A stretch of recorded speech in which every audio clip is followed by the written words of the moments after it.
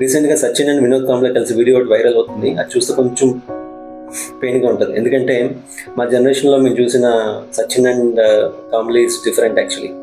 ఇద్దరు చిన్న వయసులోనే క్రికెట్లోకి ఎంటర్ అవ్వడం, సేమ్ స్కూల్, ఒక దగ్గర మొదలు పెట్టడం, ఏ పెద్ద బ్యాక్గ్రౌండ్ లేదు, సేమ్ ప్లే గ్రౌండ్, కొన్ని వందల రికార్డ్స్. కాలం అలా తిప్పితే ఒక person legend and classic example for success, and ఒక person he's become a normal human being.